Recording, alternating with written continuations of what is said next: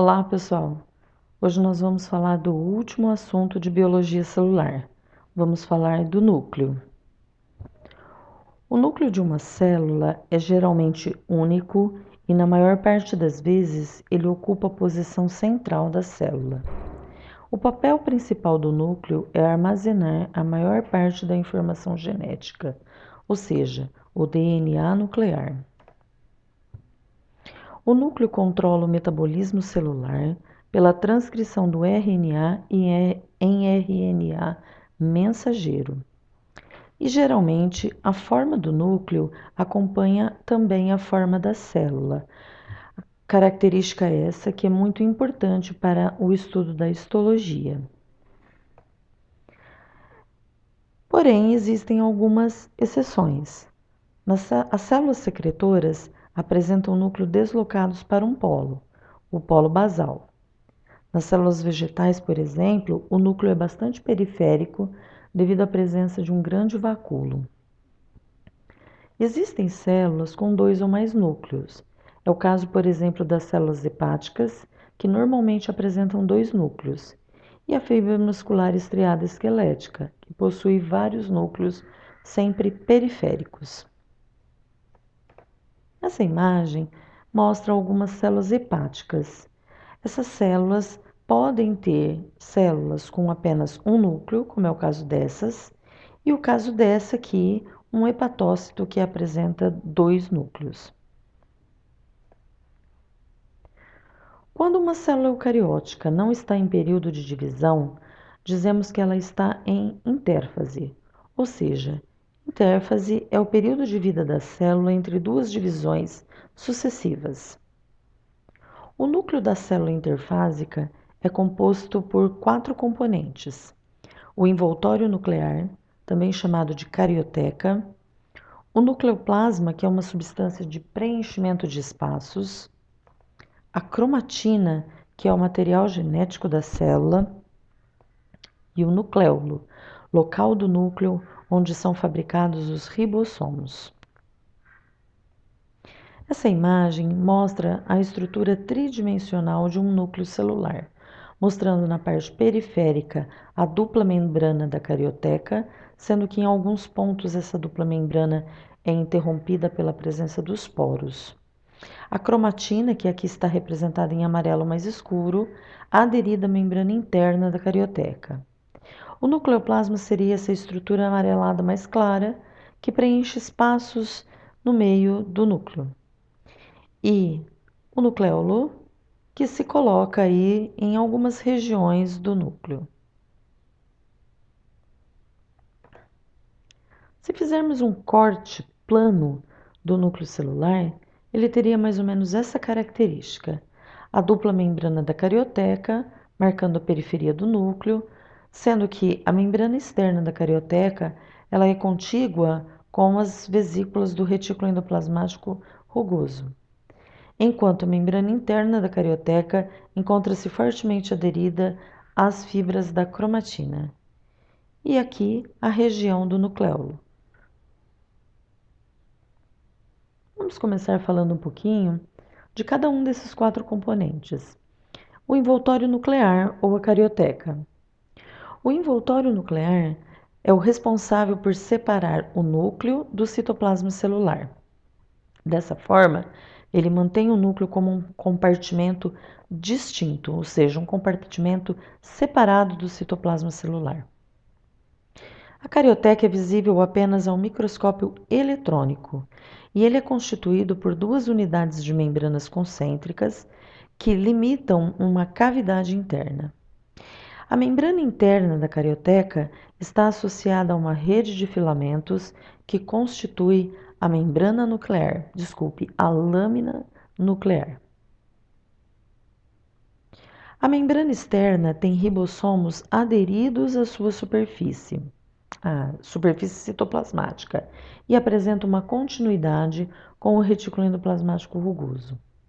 Ao redor da membrana externa encontra-se uma rede de filamentos intermediários que fazem parte do citoplasma, que contribuem para a sustentação mecânica e a sustentação do envoltório nuclear.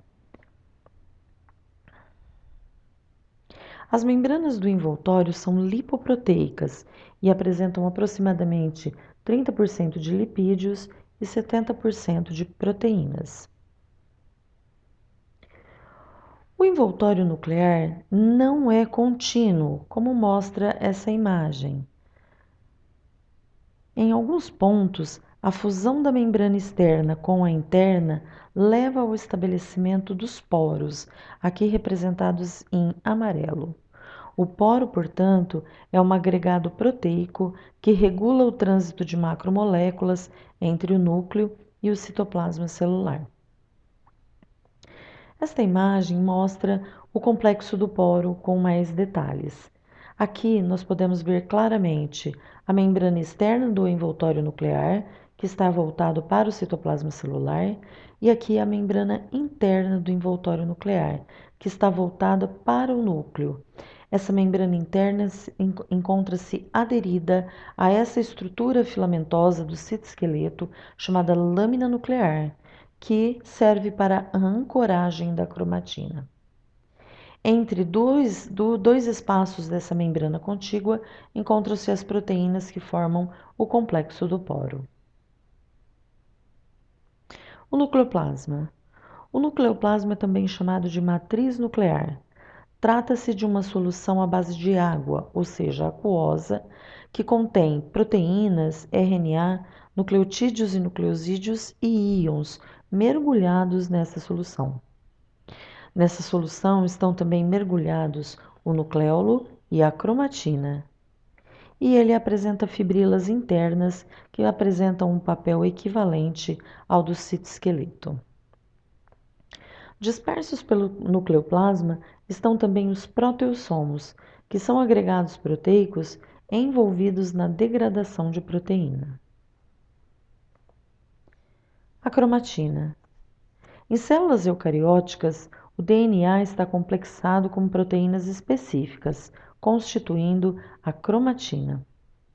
A sua organização é dinâmica, pois ela se altera de acordo com a fase do ciclo celular. No núcleo interfásico, a cromatina se apresenta compactada e também descompactada.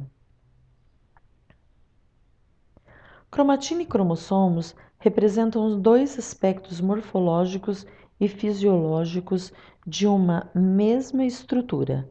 Portanto, cromatina e cromossomos são a mesma coisa em momentos diferentes na vida das células. As proteínas associadas ao DNA mais comuns são as histonas. As histonas são proteínas básicas bastante estáveis. O DNA dupla hélice enrola-se ao redor das histonas, formando uma estrutura molecular chamada nucleossomo. Essa imagem mostra a estrutura molecular do nucleossomo, mostrando a parte central, uma histona aproximadamente esférica, ao redor dela enrola-se as fibras do DNA, e aqui a histona H1, que é uma histona linear.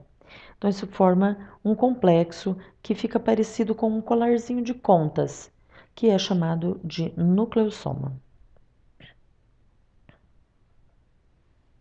Esta é uma imagem de microscopia eletrônica do núcleo interfásico, mostrando regiões da cromatina que estão constantemente condensadas, que recebem o nome de heterocromatina, e regiões aonde a cromatina se descondensa e por isso recebem o nome de eucromatina. Aqui está representado como a cromatina gradativamente vai se condensando para formar os cromossomos no momento em que a célula se prepara para a sua duplicação. Aqui está um fio de cromatina descompactado. Esse fio de cromatina possui uma constrição central chamada centrômero e, no momento adequado, vai sofrer duplicação. Depois da duplicação, esses filamentos de cromatina se condensam e aí então passam a ser chamados de cromossomos. Essa é uma imagem de microscopia eletrônica de varredura de cromossomos humanos. Então, nós temos aqui um cromossomo humano já duplicado e por isso chamado de cromátides. Essas cromátides, que são unidas por um centrômero, são chamadas de cromátides irmãs. O centrômero é a região de constrição do cromossomo, onde o DNA permanece condensado por pontes de coesina. Aqui, as cromátides irmãs, que são cada um dos braços do cromossomo duplicado. O centrômero é tão importante para a vida do cromossomo que eles podem ser classificados de acordo com a posição do centrômero. Quando os cromossomos possuem um centrômero que o divide em dois braços iguais, esse cromossomo é chamado de metacêntrico. Então, o centrômero fica no meio do cromossomo. Em alguns cromossomos, o centrômero fica ligeiramente deslocado para um dos lados, formando um braço curto, que é chamado de braço P, e um braço longo, que é chamado de braço Q. Nesse caso, os cromossomos são chamados de submetacêntricos. E a espécie humana possui ainda um cromossomo que tem o centrômero praticamente terminal, onde resta apenas um pedacinho do material genético que não é responsável por codificar proteínas. Nesse caso, o cromossomo é chamado de acrocêntrico. Este é um cariótipo humano, ou seja, o mapa dos cromossomos da espécie humana. Por ele, nós podemos perceber que a espécie humana possui um total de 46 cromossomos divididos em 23 pares. Portanto, nós temos um par de cromossomo 1, um par de cromossomo 2, né? 2 cromossomo 3, 2 cromossomo 4 e assim sucessivamente. Os cromossomos do cromossomo 1 ao 22 são chamados de autossômicos. O último par de cromossomos é representado por um par que nós chamamos de cromossomos sexuais. Eles recebem esse nome porque são responsáveis pelas características sexuais do indivíduo. O homem possui dois cromossomos diferentes, um cromossomo X e um cromossomo Y, enquanto nas mulheres existem dois cromossomos semelhantes, do mesmo tipo, são dois cromossomos X. Percebam que o cariótipo humano ele apresenta cromossomos metacêntricos, submetacêntricos e acrocêntricos.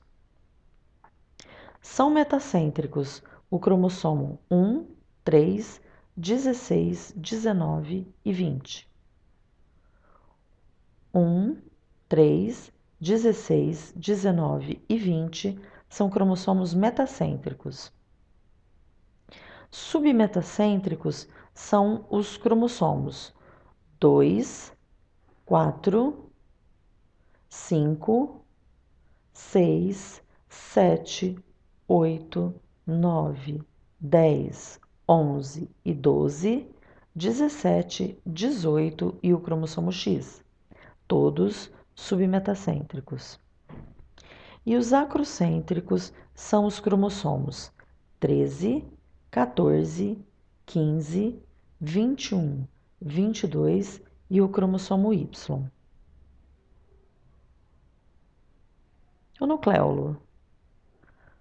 O nucleolo são estruturas esféricas que estão presentes no núcleo e não são envolvidos por membrana. O tamanho do nucleolo varia de 1 a 7 micrômetros e ele pode ser único, na maioria das vezes, ou pode ser também múltiplo. O nucleolo é formado por RNA ribossômico e ele apresenta também uma pequena quantidade de DNA, que é a cromatina que contém os genes codificadores do RNA ribossômico. Podemos dizer que o nucleolo ele possui dois componentes, um componente fibrilar e um componente granular. O componente fibrilar do nucleolo é o local da transcrição das fitas de RNA ribossômico. Já o componente granular é o local de montagem das subunidades ribossômicas. Então, enquanto o RNA está em formato de fibras, ele fica localizado no componente fibrilar. partir do momento que ele se dobra ao redor de proteínas, forma uma estrutura globular, por isso passa a ser chamado de componente granular. Essa imagem é uma fotomicrografia de microscopia óptica mostrando ovócitos, que são células germinativas femininas. Essa estrutura está mostrando o ovócito, que é a célula, o núcleo corado em rosa e aqui bem escuro na parte central do núcleo a presença dos nucleolos. E se falando de cromossomos, os cromossomos apresentam na extremidade da sua estrutura uma estrutura repetitiva chamada telômero. Os telômeros são sequências de DNA encontradas nas extremidades dos cromossomos, especialmente nas células eucarióticas. O telômero consiste de uma curta sequência repetida que se organiza em tândem, ou seja, na sequência. Essa repetição ela é sempre TTA-GGG. Então percebam pela imagem que TTA-GGG, TTA-GGG vai se repetindo, o que forma essa estrutura chamada telômero. Os telômeros, eles existem para impedir a adesão dos cromossomos entre si, mantendo a estabilidade cromossômica. Ele serve também para proteger o cromossomo contra a perda de pedaços contendo genes importantes. Então, à medida que a célula ela se divide, os telômeros vão ficando cada vez mais curtos. O encurtamento excessivo dos telômeros pode eliminar certos genes que são indispensáveis à sobrevivência da célula. Por isso que normalmente o encurtamento do telômero resulta em envelhecimento celular. Nessa imagem está representada a ovelha Dolly, que foi clonada em 1997 a partir de células de mama de uma ovelha que já tinha 4 anos de idade, ou seja, uma ovelha adulta. Quando tinha também os seus 4 anos de idade, a Dolly entrou em envelhecimento precoce. Ao analisar o núcleo das células da ovelha Dolly, os cientistas perceberam que as células da ovelha Dolly possuíam um encurtamento anormal dos seus telômeros. Ou seja, os cromossomos tinham o telômero da ovelha adulta, o que provocava um envelhecimento precoce na ovelha. As sequências do telômero são replicadas por uma enzima específica, chamada telomerase. Ela reconhece a extremidade rica em guanina do telômero, aumenta por complementaridade o molde de RNA e o comprimento dos telômeros.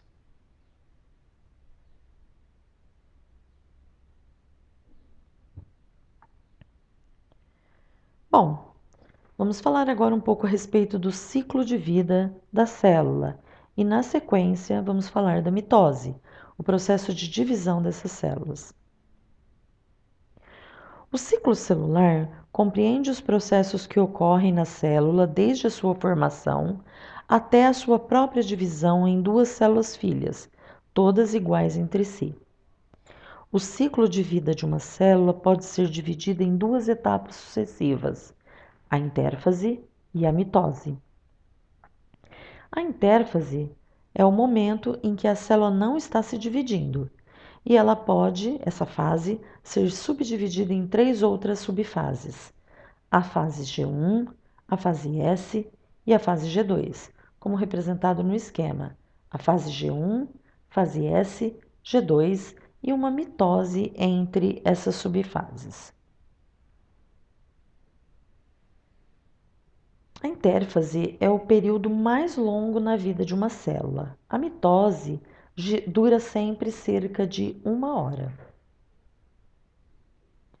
Vamos ver mais detalhes a respeito de cada uma dessas subfases do ciclo celular da intérfase.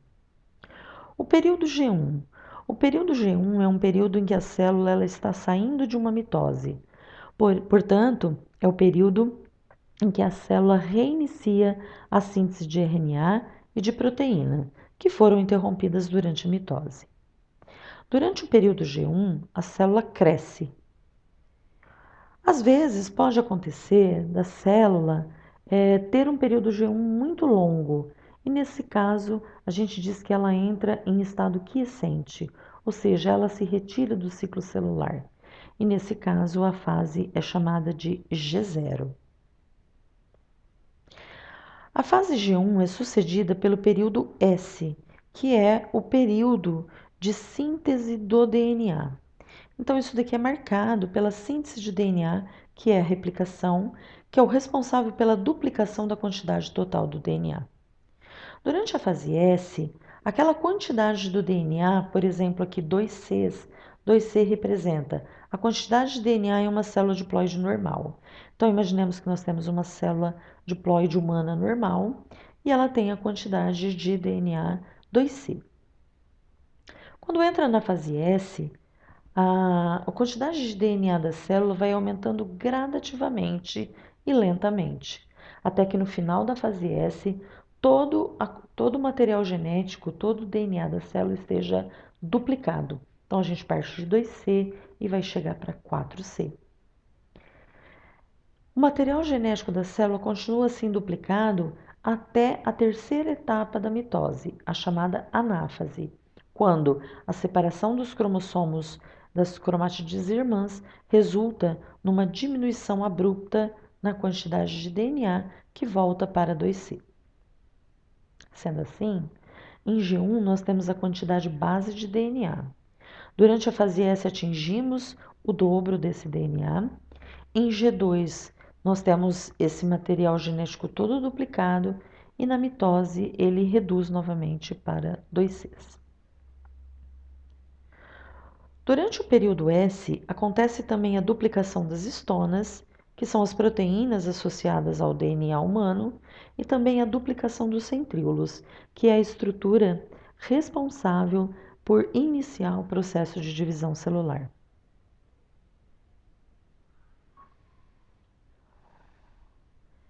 Este é um esquema mostrando a mesma fase S, mas de uma célula que realiza meiose.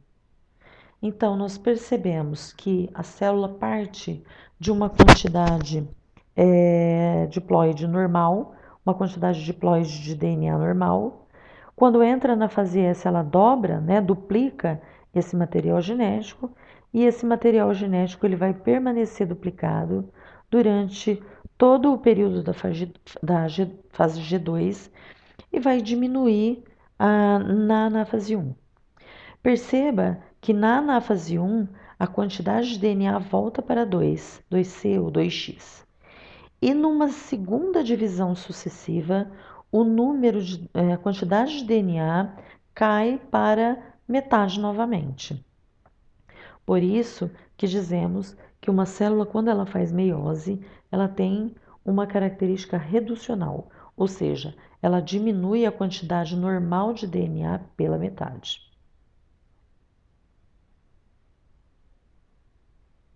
Essa imagem mostra o que acontece durante o período de replicação do DNA.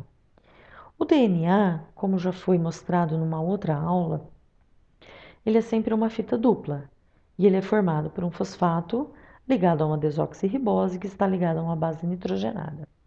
Essa base nitrogenada faz pontes de hidrogênio com as bases nitrogenadas da outra molécula, da outra fita de DNA. Durante a fase S do ciclo celular, esse cromossomo ele vai separar a sua dupla fita e essa dupla fita vai ser duplicada, né? Então, nós partimos de um cromossomo que tem duas cromátides e isso vai dar origem a quatro cromátides. Então, aqui está representado um DNA fita dupla que está descondensado. Durante a fase S, ele vai duplicar esse material genético e vai ficar um DNA dupla fita duplicado. De forma que quando os cromossomos se condensam para entrar na mitose, essas duas duplas fitas vão ser separadas, formando um lote cromossômico cada um. Durante o período S, que é o período de síntese de DNA, ocorre também a interrupção temporária da replicação do DNA, ou seja, uma interrupção temporária do ciclo celular, induzido pela presença de possíveis danos no DNA. O sinal de parada é feito por uma proteína, chamada proteína P53, que é proveniente de um gene do mesmo nome. A transmissão dos danos de DNA às suas células filhas podem estar relacionadas à perda de função do gene P53, resultando num acúmulo de mutações que contribuem para o desenvolvimento do câncer. Sendo assim, a paralisação do ciclo celular permitido pelo P53 controla a ocorrência de tumores. Por isso, o gene P53 é conhecido como gene supressores de tumor. Caso o gene P53 detectar algum erro no material genético, ele desencadeia o sistema de reparo do DNA e as alterações, os erros que aconteceram nessa duplicação podem ser corrigidos. Se o sistema de reparo não conseguir corrigir os erros da replicação, o gene P53 desencadeia a apoptose, que significa a morte da célula.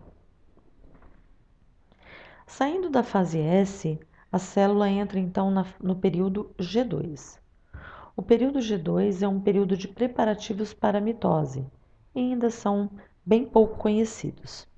O que sabemos é que ocorre uma diminuição nos processos de síntese e começa então a condensação cromossômica para que a divisão aconteça.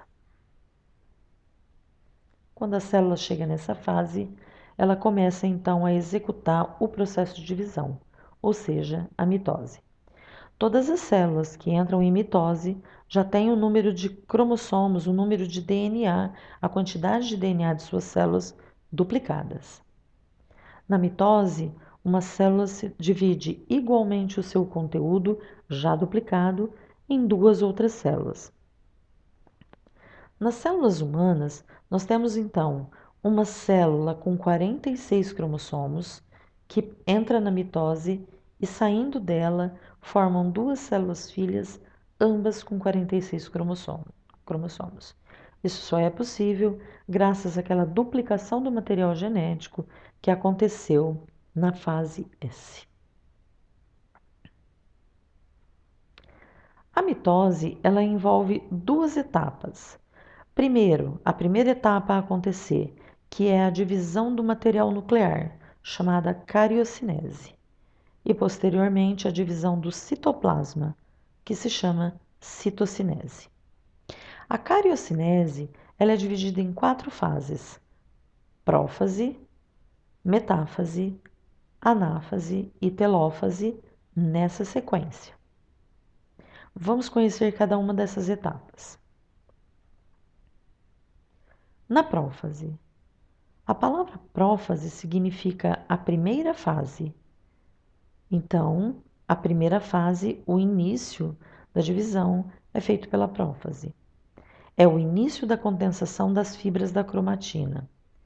Gradativamente, os cromossomos tornam-se mais curtos e mais espessos.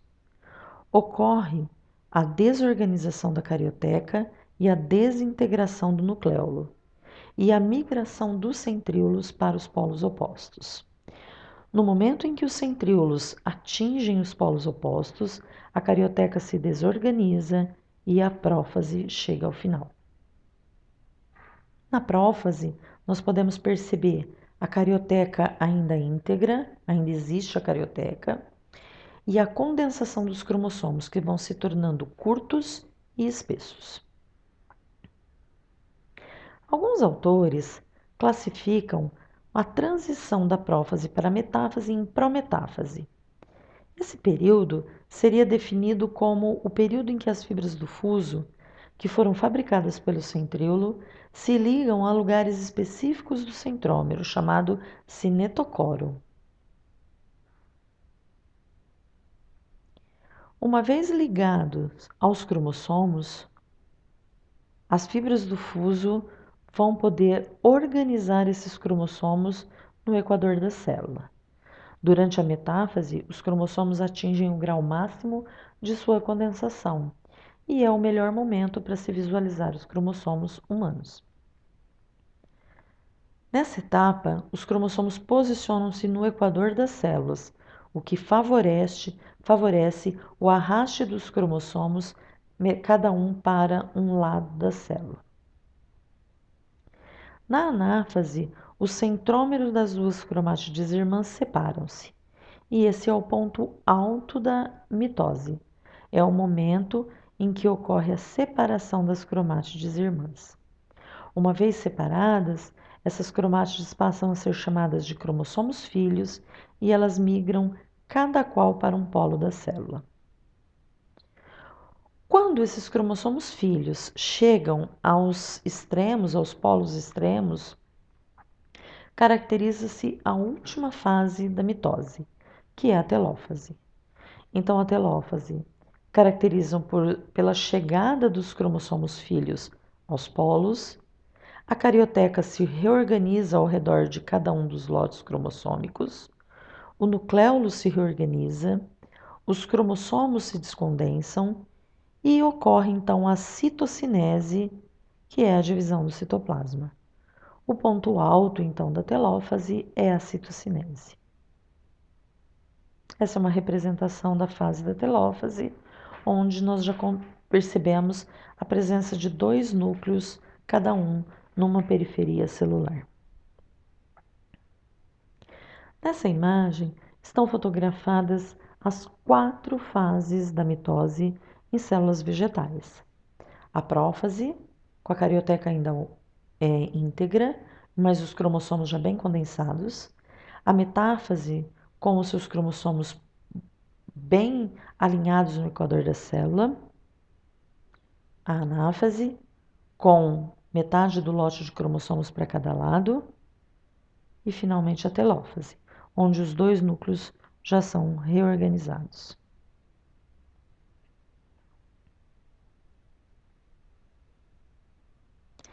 Acompanhe as fases da mitose sucessivamente, acontecendo sucessivamente, porque elas não se interrompem de uma fase para outra.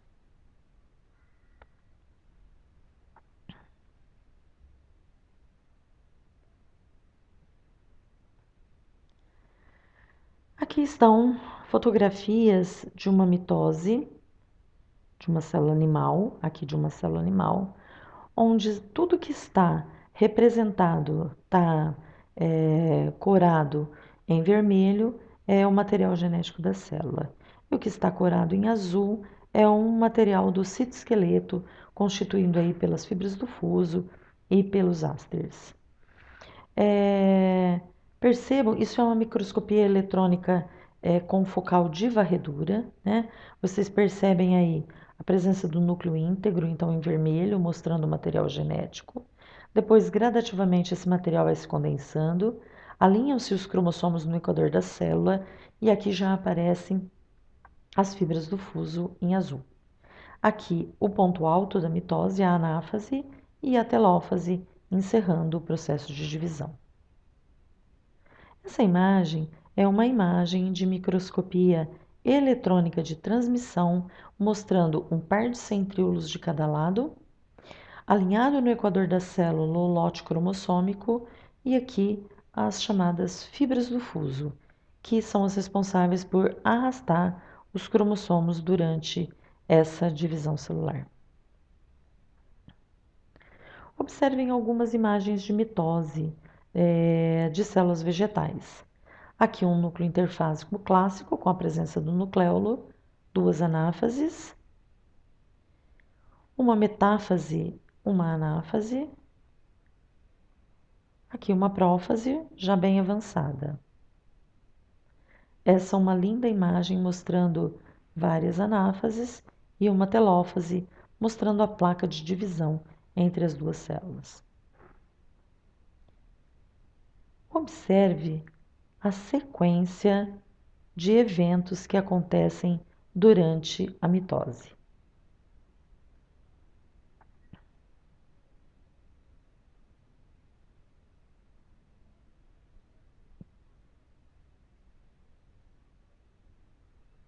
prófase, a migração dos centríolos para polos opostos, desorganizou a carioteca, as fibras do fuso posicionando em metáfase os cromossomos, a anáfase e, finalmente, a telófase.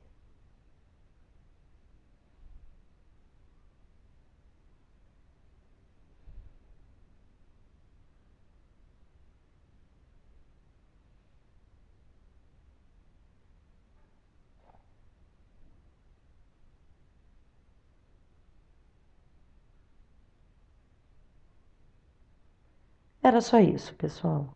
Não se esqueçam de responder os exercícios que vão ser postados, lembrando que essa foi a nossa última aula de biologia celular.